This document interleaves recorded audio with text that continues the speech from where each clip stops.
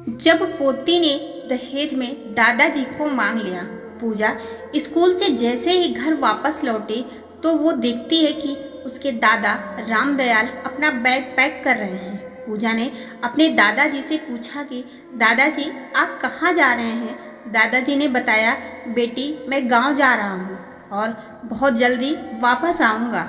लेकिन जब उसने अपने मम्मी पापा से सुना कि दादाजी गांव नहीं बल्कि वृद्धाश्रम जा रहे हैं तो पूजा ने अपने दादाजी के पास जाकर उनको जोर से पकड़ लेती है और जोर जोर से रोने लगती है। उसके दादाजी भी अपनी पोती को छोड़कर कहीं नहीं जाना चाहते थे, लेकिन वह चाहते थे कि उनके लिए उनके बेटे और बहू के आपसी रिश्ते खराब नहीं हों। रोज रोज की लड़ाई झगड़े से तंग आ गए थे। उन्होंने अपने आप को वृद्ध आश्रम में जाना है उचित समझा। रामदयाल जी के बेटे और बहू दोनों डॉक्टर थे, इस वजह से उनका ज़्यादातर टाइम घर से बाहर ही बीतता था और दोनों का टाइम टेबल भी अलग अलग होता था। दोनों अपने प्रोफेशन में इतने बिजी हो गए थे कि उनको अपने पिताजी की जिम्मेदारी अपने तरक्की में रोड़ा अटकने जैसे लगने लगी थी। पूजा हर सप्ताह अपने दादाजी से मिलने वृद्धाश्रम जरूर जाती थी।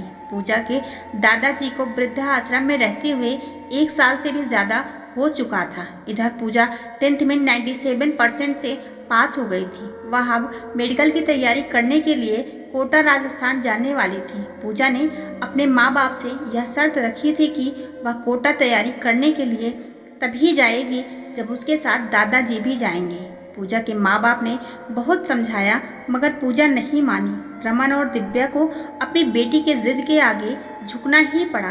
अब रामदयाल जी अपनी पोती के साथ कोटा में रहने लगे। पढ़ाई के साथ साथ पूजा अपने दादाजी का भी ख्याल रखती थी और रोजाना शाम को दादाजी के पैरों में मालिश जरूर करती थी।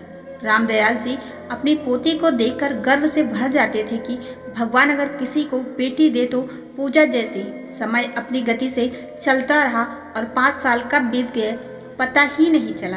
अब पूजा डॉक्टर बन गई थी, लेकिन वह अपने दादाजी को अपने साथ ही रखती थी। पूजा दिल्ली के जिस हॉस्पिटल में काम करती थी उसी हॉस्पिटल में दीपेश नाम का एक डॉक्टर था जो पूजा से बेहद प्यार करता था। एक दिन दीपेश ने पूजा से शादी के लिए बोला, लेकिन पूजा ने दीपेश से कहा, अगर तुम मुझसे शादी करना चाहते हो मेरी एक शर्त स्वीकार करनी पड़ेगी। दीपेश ने कहा, पूजा तुम अपनी शर्त तो बताओ। पूजा ने कहा, दीपेश मैं अपने साथ अपने दादाजी को रखती हूँ और मैं चाहती हूँ कि शादी के बाद भी दादाजी हमारे साथ ही रहें। मैं इनसे अलग नहीं हो सकती हूँ। अगर तुम तैयार हो तो मैं तुमसे शादी करने के लिए तैयार हूँ।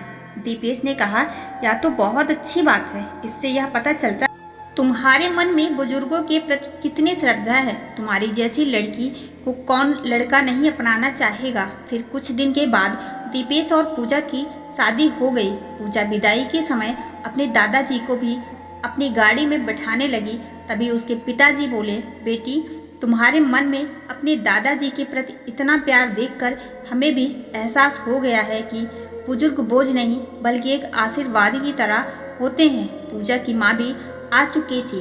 उसने भी अपनी बेटी से माफी मांगी और बोली, तुम्हारे दादाजी अब हमारे साथ ही रहेंगे, इनको कोई दिक्कत नहीं होगी, हम तुम्हें विश्वास दिलाते हैं। पूजा के दादाजी बोले, बिटिया मुझे अब यहीं रहने दो, तुम अपने जीवन में खुश रहो। तुम्हारी वजह से आज मुझे मेरे बेटे और बहू दोबारा से मिल गए। वहाँ जितने भी लोग खड़े थे सब लोग पूजा पर गर्व महसूस कर रहे थे और सबसे ज़्यादा खुश तो पूजा के सास ससुर थे जो इतनी अच्छी संस्कारी बहू अपने घर ले जा